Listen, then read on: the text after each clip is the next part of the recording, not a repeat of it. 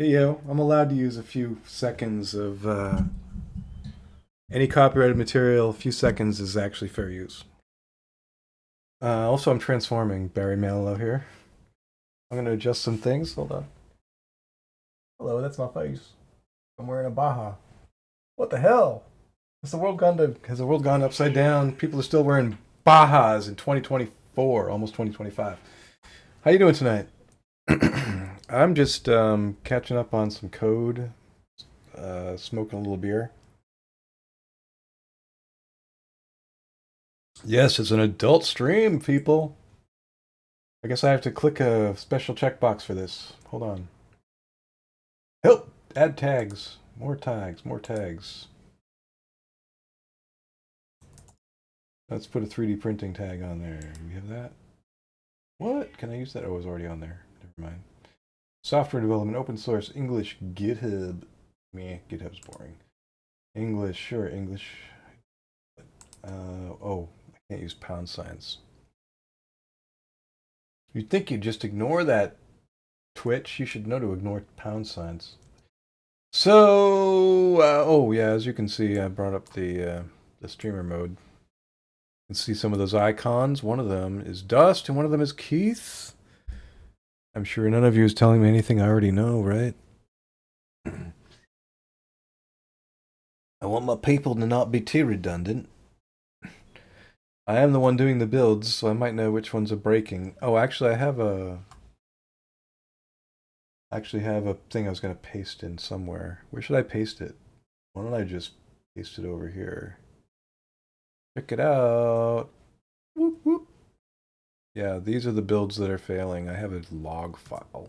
I've been tweaking that. I know I put a tag on things, but it doesn't count. Because look, check it out. If I reload this, it's not even there. Wait. See? Still 2124. I don't know what you're talking about. So yeah, anyway, I'm joking around, of course. I'm the last couple of days I have been doing 330 builds.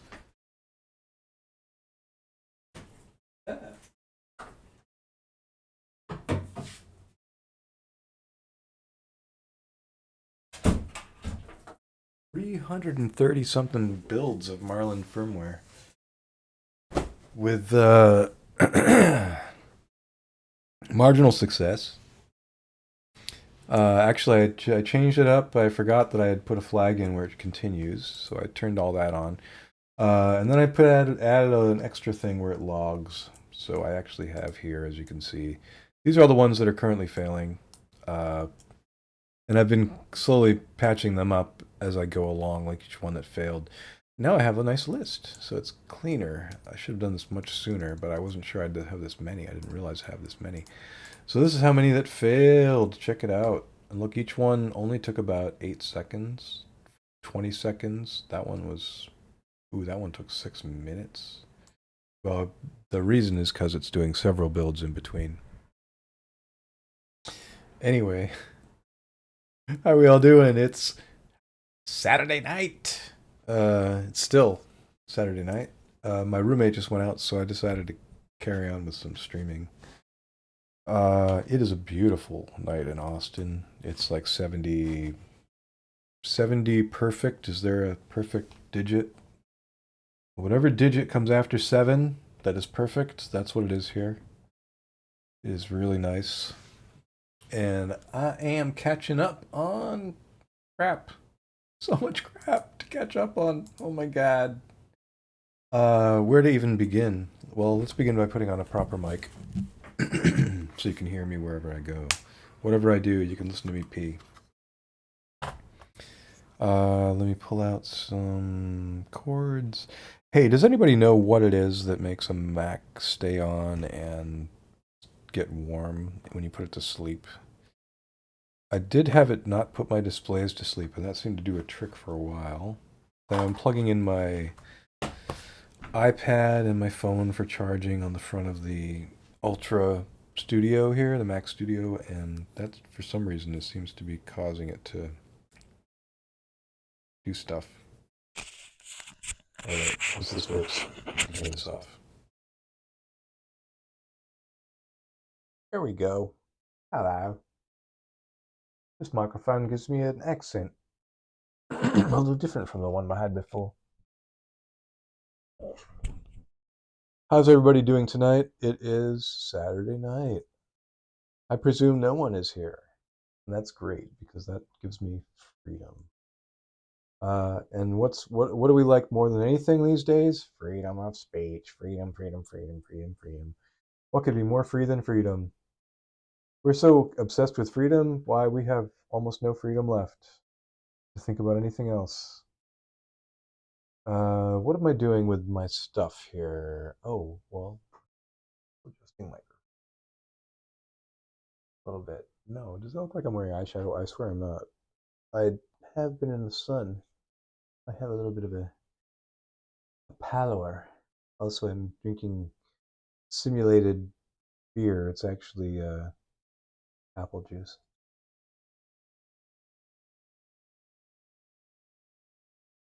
Oh, wow. What a day. These builds, let me show you how many I got. Let me see. Hopefully I have all my porn closed up here so I don't embarrass myself. Most of it is like, um, I'm really into really old men. It's my main kink these days, so I have a lot of naked old men that if I opened up one of those folders, I would be afraid to shock you all with just the sheer, you'd all be livid. Welcome to Twitter. Wait, no, we're on Twitch. Welcome to Twitch. Twitter, Twitch. I can't remember what's called what. I'm a little tipsy from this apple juice. I don't usually do this on stream, but things are changing, culture's changing, life is changing. I have life-changing things happening in my life that are changing. Like I shouldn't even be here, honestly. By all genetic, you know, rules, I should have been ruled out by now. What am I doing? I'm working with Jekyll, playing with Jekyll. Oh wait, I should keep that open. I was trying to get this guy. Hey, it worked for this guy. Apparently. Well, I can tell you this. It didn't work for me yet, but I haven't tried everything. I didn't do this, for example. Uh, one of the things I wanted to do was verify myself on Blue Sky because that's where all the cool kids are moving to right now. Twitch is stupid, or Twitch, no, Twitch is great. I'm doing Twitch right now, so obviously it's awesome. Twitter, Twitter sucks.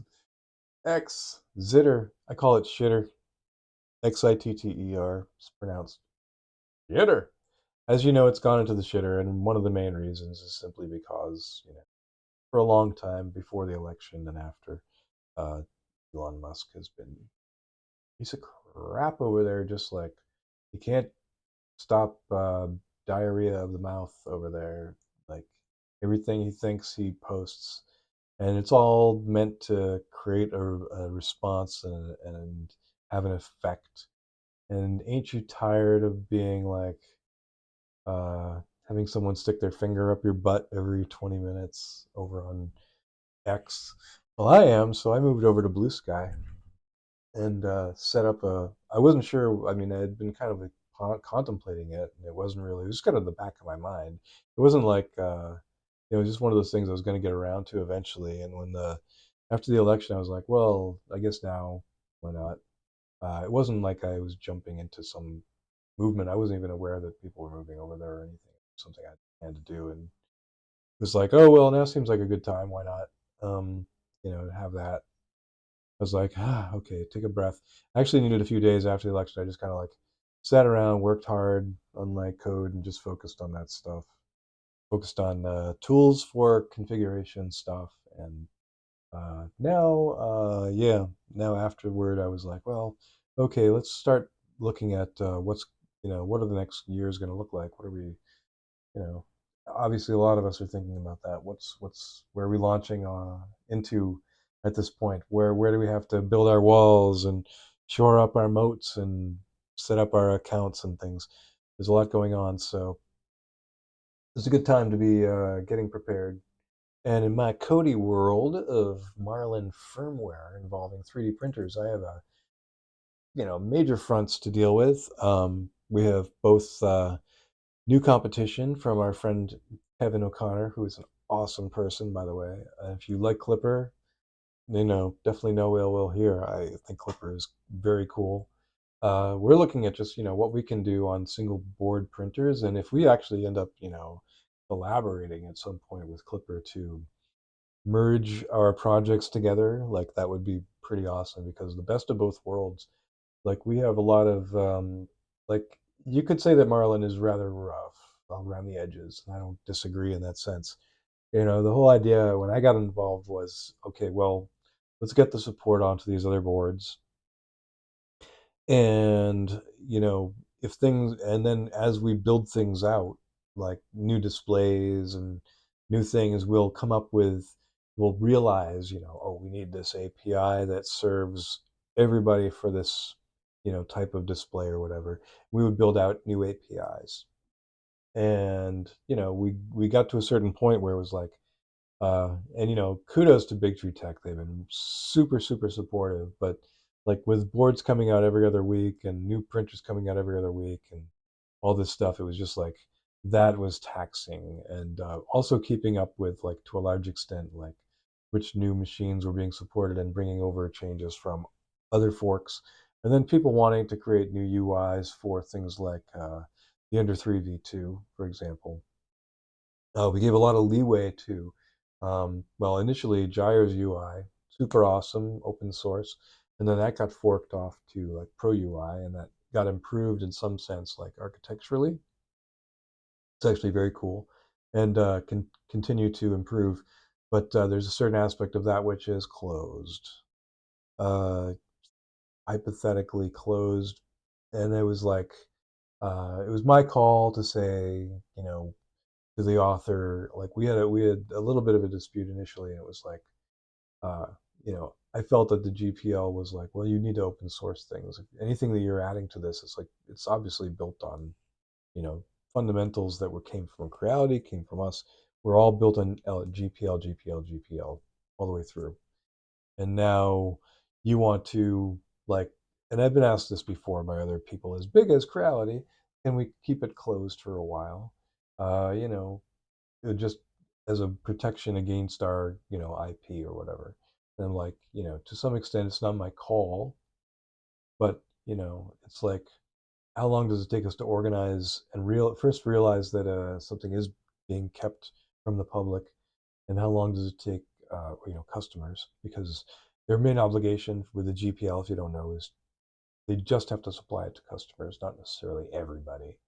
But so if a customer requests it and is denied, that is, an indication that they're keeping it closed for a period of time. Maybe they're not ready to deploy it, and we can kind of forgive a not ready. But it's like, we're all collaborating and we help each other, and like the more open that you keep certain things, I mean, these devices for the most part are commodity devices. We're all using them, and even if it takes you a while, we all give back. And in that regard, like, we make it easier for you to build. We collaborate, we build better APIs ultimately. And that's what I was hoping for.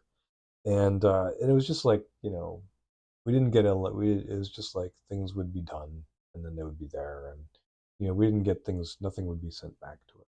Sometimes it was, we did have initial a lot more engagement from these companies. That was great. It's just kind of tapered off, and I can understand that, as they've been migrating, and I understand the frustration in a certain sense with the code base, but more collaboration. It's like, if you haven't collaborated, you can't really complain when it didn't go your way.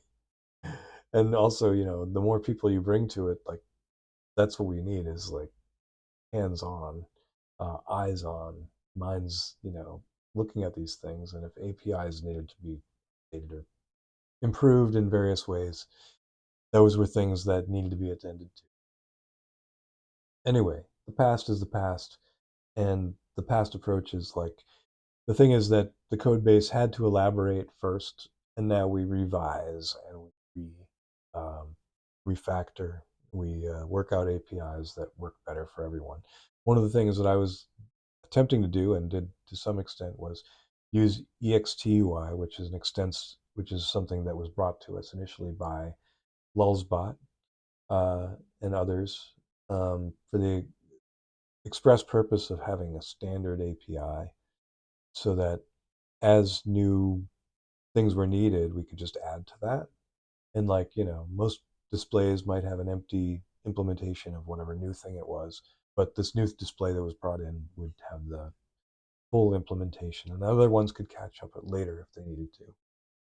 And these were mainly for serial displays, so it would send G code over to Marlin. Marlin would maybe have a protocol that they had designed or was built into the hardware at some level to send stuff over to the display. So initially, that meant uh, basic serial displays that are like act like hosts, things like the MKS UI, and later on it was like other types of displays. So yeah, it was like and Pro UI and Gyre's UI and Crowd UI and even to some extent like aspects of Marlin UI. But we also had this thing, yes, Marlin UI. I forgot to mention that, which is much more procedural, kind of like we just provide a menu system and all that stuff is there, and like any new um, feature that is there automatically gets like a Marlin UI implementation and gets added to the menu system somewhere in the tree, and we figure out where that will be. Now I understand that a lot of UIs want to use icons and stuff, so and will be touch based, and touch based UIs need a different organization, and so to some extent what we needed was sort of a higher level view on that, but touch UIs are typically handled on the display side. The cool thing about EXTUI, or I should say Pro things like Pro UI for the Ender 3 V2 display, like the Ender 3 V2, like if you're not aware, is actually a really good bargain. It has a really awesome color display that uses a knob and a click wheel, and some of the newer ones actually also incorporate touch. But the ones that have the menu and things like the some big tree tech things and TFT displays allow you to use a Marlin um, menu system, and so you get access to all the features, then not just the ones that they happened to build at the time that they deployed the firmware for that machine. You get everything that came later.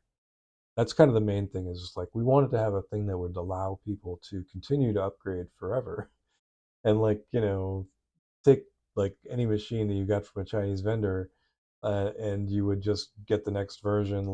We would maintain it basically forever.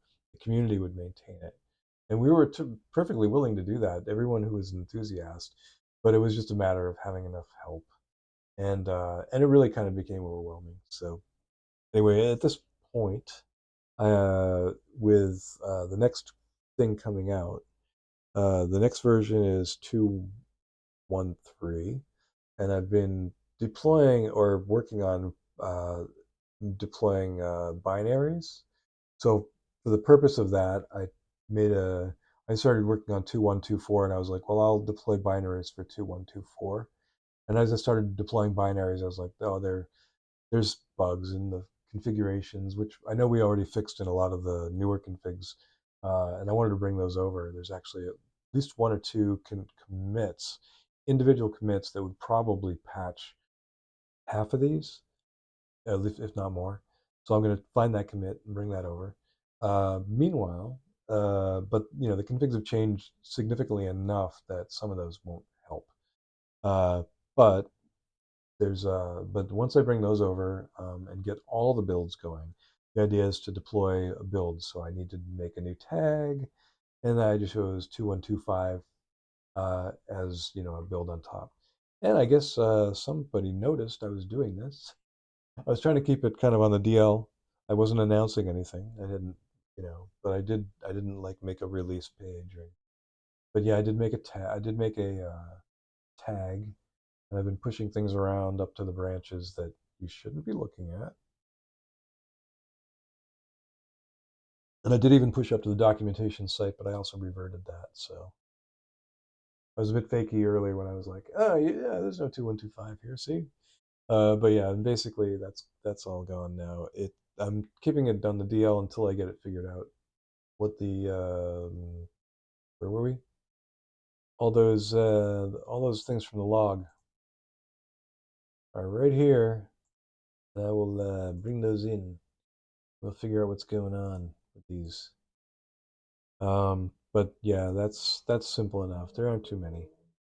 Um, so fun. The other thing is, I do want to definitely make the tools during this beta period, while you all are testing, and please do test, and give me lots of feedback on. Come to the Discord, and I will make an effort to be on there a lot more this week. Like I've been totally absent for a while, because it just distracts me. If I get on there, I'll stay on there a lot. So I want to like focus on code, and so that's main focus right now. Is like focus on code as much as possible. Uh, and then I'll socialize when I'm no longer like, you know, waking up and thinking I have to do code. uh, that I need to interact with people. Uh, right now, I know there's a lot of bug reports that are probably over 90 days old that I never saw.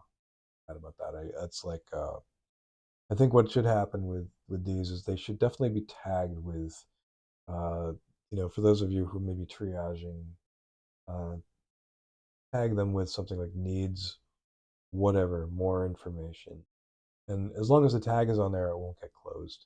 Um, or like I'd like to get things resolved. So of course the best way to resolve things, and I've demonstrated this before on these streams, is to just, as soon as you come across a bug report, aim to solve it. Just go for it. Find the thing that caused it. uh, I've noticed a kind of a I want to, give credit where credit is due. I mean, everyone who's helped out with the project is great. Um, but there is like some people who have helped out in the past and may help out in the future should understand that you, you know, if someone's reporting an issue, like it's like they've done a lot already. They filled out the form. And if they forgot to provide something, like at least be first, see if you can solve the issue without badgering them for the thing they forgot. Like, yeah, we have guidelines, like don't forget to include this bit of information or whatever, but sometimes we can glean enough from what they've posted to figure it out. And so if we can figure it out without being technocrats about it, that's very important. Like, go for it. And also, the quicker we solve something, get something closed, the longer the issue will linger and sit around, and people will get frustrated. um, and in general, when I do attend to issues, and I know I don't do it enough, uh, that's my approach, is just try to solve it right away, rather than uh, any other thing. The problem is, I understand we're lacking enough people who, on our team, who can just do that, um, and jump in and solve stuff and like troubleshoot, even if they don't have the. And that's part of it too. Is like you don't necessarily have the machine to do it. We have a simulator that can do a lot, but it can't necessarily figure out certain things. One of the people we rely on a lot is David Menzel from, he calls himself Insanity Automation. Has a lot more platforms to test on, and usually does really good stuff as far as that goes. And may even have stuff in his own fork that you should bring over. So I would investigate some of that and rebase some of that, bring that over. If you're looking to really patch up some of the deficits, he does bring stuff over occasionally, which is great. But I'm sure there's more treasures in there that we haven't heard about. Um, I've mentioned him before. He does stuff for Tiny Machines and others. Um, but yeah, there's a lot of stuff in there. So yeah, my build approach here was I was working on, let me see, the build all examples script, and I just tweaked this today a bit. Yeah, we have one of these. In case you didn't know, one of the things we have in Marlin is we have a bunch of scripts. One of them is this one, which is in the bin folder, strangely enough. Build all examples, and it calls build example to build one example. But it goes through all the example configurations and then does a build of each one. And so, yeah, I've been copying that. And where are we at? I want to bring this over. DS or yeah, I guess I'm fixing things the way we do. I have been working with GitHub Desktop. Um, people keep recommending to me that I try out like different tools for doing Git stuff, like Git Kraken, which is the best name ever. But yeah, and I have played with Git Kraken, but in general, like the kind of stuff I need to do is like it's just more straightforward to me to for me to just do it without needing the visualization. Which I like the visualization and stuff. Don't get me wrong.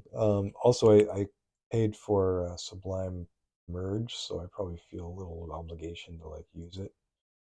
And it's integrated, so it's like if I want to find out, how this line was modified, I can just open it up right away and get into the whole history of it in a whole separate interface, which in a way is kind of useful.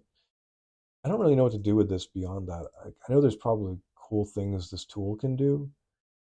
Um, I don't know why I would use this tool to do it. When I can do it with other things, particularly with GitHub Desktop. So yeah, in general, like right now, Sublime is actually it has a 3-year license, which is weird. It expires after 1,000 something days, and I don't like that. I want it like if I paid for a particular version, I want to have that forever. I don't have to like buy a new license for the same version, even if there's a new version. Of course, that means you get future versions, and I can understand that's like it covers what 3 years worth of development time. To the extent that I appreciate it, like the problem giving up your Sublime license is that you giving up one of the best, most clean and responsive editors that there is. It's just such a nice editor. It works the way that they're supposed to work. Uh, and I can demonstrate this stuff. Like I also have Z Preview, and I love Z Preview. It's got a lot of potential. I probably have an update coming. Oh, look at all the things I've opened. Oh yeah, you can see my open API key. I'm gonna have to create a new one. Sorry. Uh, but yeah, click to restart and update Z, and we'll look at the release notes to see what's been changed. But yeah, okay. Give it a second. Got a little wheel here. Z Twitter. See, they still call it Twitter. I love it.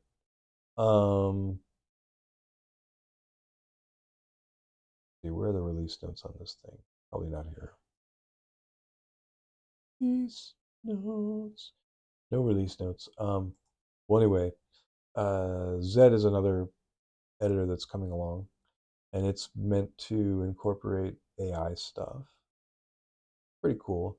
But the one thing I find is that when I do like copy paste and other operations or do like block select and things like that, it doesn't behave the way that I want it to.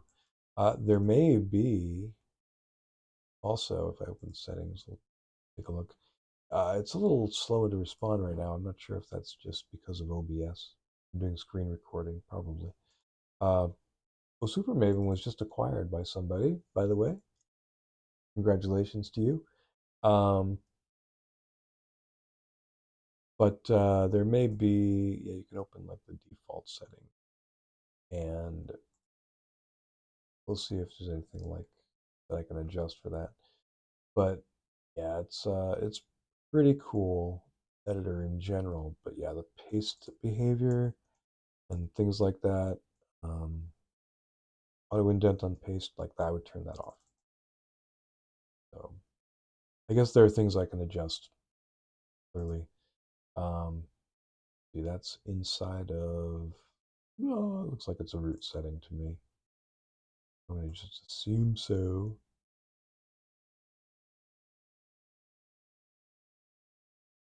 There. So yeah, there are things I can adjust to make it better. So maybe I'll like it better after I do that. But like block select in other apps, you just hold the option. I'm doing now, drag. But in this one, you have to like uh, option shift and then click to get your block, and then it doesn't like it. I think it moves between like the last place you clicked. The Yeah, it's weird. So how it behaves is strange. Why you'd want that? Like, why would you want this as opposed to just option dragging and getting the same thing? Maybe well, I can option shift drag and get kind of a similar behavior, but it goes from the last place I stuck the cursor rather than starting at where I click and moving the cursor there and then beginning the drag. The way I would expect it to behave is when I hold option, it should move the cursor and begin the drag, but it does not. So a little off. I don't know if there's like anything about alt, no. Um, Drag, anything like that, no. Find box, select a box drawn around the following character, box, box, box. I don't know, I'm just exploring here. This is the way my brain works. Congratulations if you can follow what I'm doing. How about what is that called? Block select. Is the word block in here anywhere? Yes. Is there a setting with block? No. No. Apparently not. So yeah, like just figuring out which settings. There's so many. I mean, let it be an object lesson that when there's a lot of settings, it can be hard to find your way around. And I'll take that as a lesson from Marlin. Meanwhile, but yeah, this does have some cool features. It's got like assistant panel, and you can like you can kind of see when you chat, like, and you can add context, a file or a prompt or a selection, and you can have a library of prompts. I don't have. If I did, that would be really neat. I could say something like prompt. I don't know, image prompt expert, something like that. And it could make it smarter. Um, But in general, yeah, playing around with these things. Oh, there's my API key again. I am really going to have to change my API key at OpenAI. I guess I'll do that right now.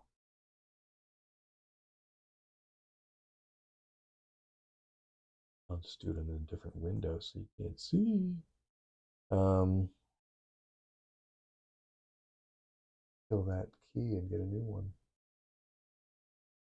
Oh, add it, I guess. Where's that? Z? Z preview. Thank you. Come over here now. I guess I can move the whole app. Hold on. There's a cool way to do it. Boom. Whole app moved to a different window. Oh, hold on a second. I'll be back.